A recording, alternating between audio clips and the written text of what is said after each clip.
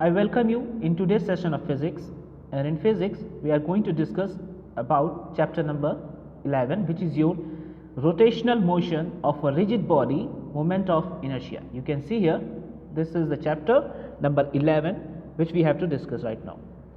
So you can say that first we talk about moment of force or torque. I hope you are familiar with the moment of force or torque. You have read about this in previous classes.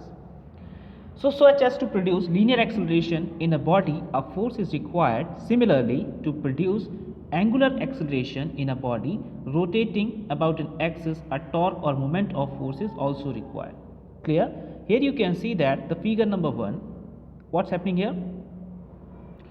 A particle P whose position vector with respect to the origin, clear, of an inertial frame is vector r. This is the position vector r, you can see from the figure 1. So if a force vector f acts on the particle, then the moment of force or torque acting on the particle with respect to the origin is defined as vector r cross vector f.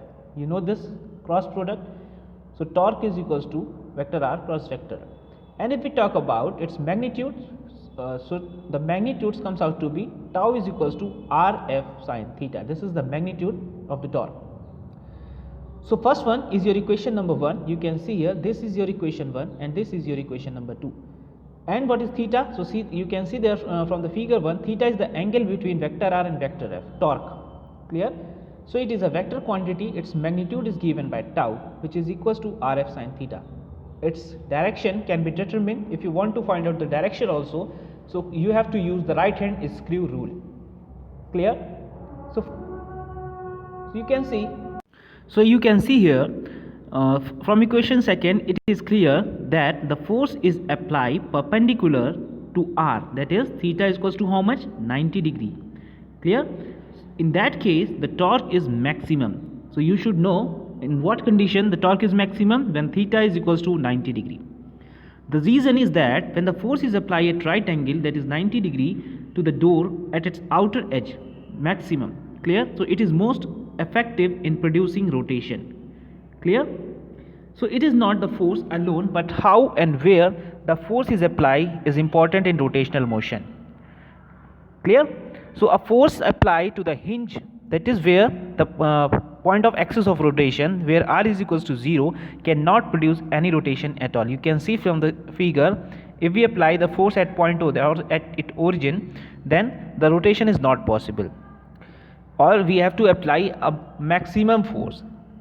Unit of torque, if we talk about unit of torque, so you can see here torque has the same dimension as those of work, both being force time distances. So you can see here that this is the dimension of torque. The two are however very different quantities, where work is a scalar, fine, and the torque is a vector. So work is expressed in joule while torque is expressed in Newton meter. Only transverse component of force is responsible for the torque. This is the important one. Which component is responsible? So you have to know very well that transverse component is responsible for the torque. So let Fr and F theta, from the figure you can see that this is from this figure, and here you can see that we divide or we resolution of vector or force in two components. One is F cos theta and another one is F sin theta. So we are supposing here Fr and F theta be the component of force in the direction of increasing r and theta respectively. Clear? So these are called respectively radial and the transversal, that is angular component of force, which follows that Fr equals to how much? F cos theta. And what is F theta? F theta is equals to F sin theta. So we know that from the torque tau is equals to rf sin theta, or you can write it from the above definition rf theta. Clear? So this equation changes to this form. Clearly the torque due to force is only due to the transverse component of the force. The radial components of the force does not contribute to the torque. Clear? So you should know and kept in mind that only transverse component is responsible for the torque and no other component or radial component is not responsible. Now here you can see these are the rectangular component. This you have to do by yourself. I am skipping this because it is you have already read in the chapter vector, how you have to find the vector. Clear? Now I am going to discuss about the angular momentum of the particle. You can see here the angular momentum. So when a particle moves along a straight line, the product of its mass to the linear velocity of the particle is called its linear momentum.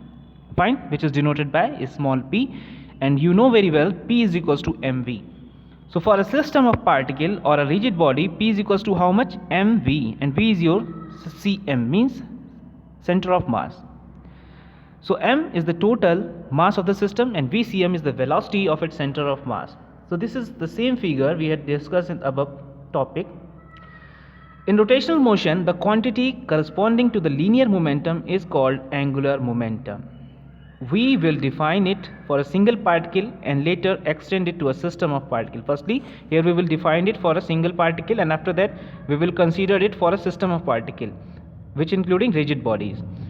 So consider a particle of mass is small m, linear momentum is small vector p, and position vector r related to the origin, you can see from the figure number 3. Then the angular momentum j of the particle about the origin O is equal to the cross or vector product of r and p. So what is the angular momentum? You can see here vector j is equals to vector r cross vector p. Fine. Now obviously angular momentum is a vector quantity, so whose direction is given by the right hand screw rule, as we already discussed. So when the particle rotates in the xy plane from vector r to vector p through smaller angles, the angular momentum vector j is along the direction perpendicular to the plane containing vector r and vector p. Fine.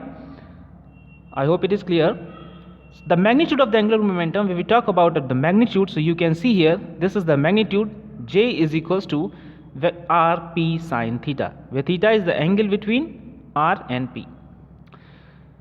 We may write j r p perpendicular or r perpendicular to the p. This from above expression we can also write like this, where r perpendicular means r sine theta is the component of vector r perpendicular to vector p. Clear? That is the thing written here. And vector p is p sine theta, the component of vector p in a direction which is perpendicular to the vector r. We accept the angular momentum to be 0 if the linear momentum vanishes. So if p is equals to 0, then what happens? You can see from the above equation, from this one, if any term is 0, then what with the angular momentum? It also changes to 0. So the linear momentum vanishes, that is p is equals to 0, or the particle is at the origin, or if the direction of line of p passes through the origin, in that case theta is equals to 0 or 180 degree. Now only transverse component of linear is responsible for the angular momentum. As we had already discussed that the only transverse component is responsible for the torque. The same thing is also written here, only transverse component of linear momentum responsible for angular momentum also. So we are supposing here p r and p theta be the component of linear momentum vector p in the direction of increasing vector r and theta respectively. So then p r and p theta are called respectively radial and transverse component of p. So we can write it like this: p r is equals to how much? P cos theta, and p theta is equals to p sin theta. So from equation 1 and 2, this one, if we combine both the terms from equation 2, you can see here the above equation 2, this one. If we combine both the terms, so finally we get here j is equals to rp sin theta, or j is equals to rp theta. So clearly the angular momentum due to linear momentum is only due to the transverse component of the linear momentum, there being no contribution of the radial component. Fine. Now we will talk about the rectangular component of angular momentum. So if the rotational motion of a particle is in 3 dimensions, so we can write it like this. You can see here the horizontal x-axis component, y-axis and z-axis components. I hope you understand it properly. Now we will move to what is rigid body. This is important one. Rigid body. So a rigid body, if an external force apply to a body do not produce any displacement, fine, of the particle of the body relative to each other, then the body is said to be a rigid body. Fine. No real body is perfectly rigid. However, in solid bodies like living rubber, etc., the relative displacement by the external force is so small that it can be neglected. Hence, ordinary When we speak of a body, we means a rigid body. I hope you understand it. Now you can see here how rigid body rotates. This is the rigid body rotation. So when a rigid body rotates about a fixed axis, every point in the body move in a circle whose center is on the axis and which lies plane perpendicular to the axis. You can see here this is the rigid body rotation. Let small r be the distance from the axis of rotation z-axis to some point P in the body. So the point P moves in a circle of radius small r. When the radius of the body rotates through an angle theta radian, so from the reference point OX, the point P moves through a distance s along the arc of the circle, and we have arc is equals to radius into angle. So we can write it like this: s is equals to r theta. Clear? Or we can also, if we differentiate it, you can see here with respect to t, what we will get here, ds over dt is equals to r d theta by dt. But ds over dt is equals to how much? V. The linear velocity of the particle p, and d theta over dt is equals to omega. This is your angular velocity. So the angular velocity of the body as a whole, you know very well, as we discussed in the uniform circular motion, v is equals to r omega. This is the relation between the magnitude of the linear velocity of a particle in a body at a distance small r from the axis of rotation and the angular velocity of the body. Fine? So that is the thing we had covered out. Now you can see here, if we differentiate this equation v equals to r omega with respect to the time, so dv over dt is equals to r times of d omega by dt. And dv over dt is the rate of change of linear velocity of the particle called linear acceleration a of the particle p, and d omega by dt is your alpha, the angular acceleration of the body as a whole. So we can change this equation in terms of a is equals to r alpha. Clear? Thus the linear acceleration of a particle in a body is equal to the product of the angular acceleration of the body and the distance of the particle from the axis of rotation. I hope you understand it. Now I am skipping this topic, equation of rotational motion, because these three equations you have already familiar. In your previous classes you have read about it. Three equation of motion. So that is the same thing given here. I am skipping it and moving to the next topic. These are all second and third equation. This is the important one. What is moment of inertia or radius of gyration? This one. Clear? So moment of inertia, you are also know very well the moment of inertia. So according to the Newton's first law of motion, a body continued in its state of rest or uniform translatory motion unless it is acted upon by some external force to change its present state. So the property of a body, here you can see that this is the definition of inertia, by virtue of which they opposes any change in their present state, is called its inertia. In the same way, when a body rotates about an axis, then it has a tendency to oppose any change in its state.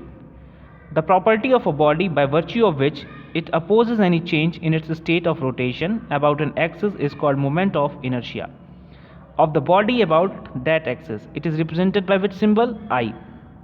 The moment of inertia of a particle about an axis is given by the product of the mass of the particle and the square of the distance of the particle from the axis of rotation. Clear? Here you can see that this we are considering a body, this one. Let there be a rigid body whose mass is capital M. So we have to find out its moment of inertia about a vertical axis passing through O from this point. For this, let us assume that the body is made up of large number of minute particles. If m1, m2, m3 and so on, the masses of these particles and r1, r2 with their respective distances from the axis of rotation, then their moments of inertia about the axis of rotation will be how much? m1 r1 square, m2 r2 square and so on. So the moment of inertia of the whole body about the axis of rotation will be equals to the sum of the moment of inertia of the particle. So you can write it like this: I is equals to m1 r1 square plus m2 r2 square plus m3 r3 square. And finally you can summation all the terms. So this is the moment of inertia. You will get this relation: I is equals to summation of mr omega square, or sigma. You can also say that sigma, where sigma means the sum of all the terms or all the moment of inertia. So for a body having a continuous distribution of matter, we can also write it like this: I is equals to integration r square by dm. where dm is the mass of infinitesimally small element of the body taken at a distance is smaller from the axis of rotation. Thus, the moment of inertia of a rigid body about a given axis is the sum of product of the masses of its particle by the square of their respective distances from the axis of rotation. Clear? The SI unit of moment of inertia is kg meter square and its dimension is ml square. Now I am skipping this physical significance of moment of inertia. This is not an important one, and move over next topic. This is important. Radius of gyration. What is radius of gyration? So the radius of gyration, you can see here from this definition, of a body about of an axis of rotation, this one is defined as the radial distance of a point from the axis of rotation at which if the whole mass of the body is assumed to be concentrated, its moment of inertia about the given axis whole would be the same as its actual distribution of mass. So it is usually denoted by letter K. Fine, this one. So if the mass of the body, its moment of inertia is I, in terms of radius of gyration, K can be written as I is equals to m times K square, or you can also write K is equals to under root 1 by I by m. Thus, the square root of the radius ratio of moment of inertia of the body about the given axis of rotation to its mass is the radius of gyration of the body about the given axis. Clear? This is also the physical significance. So you can read by yourself. If you have any doubt, ask me in the comment section. So thank you, students. With this, I am winding up my session, and we will meet in our next lecture with the theorem of parallel and perpendicular axes. Till that, do study. Thank you, class. Thank you very much.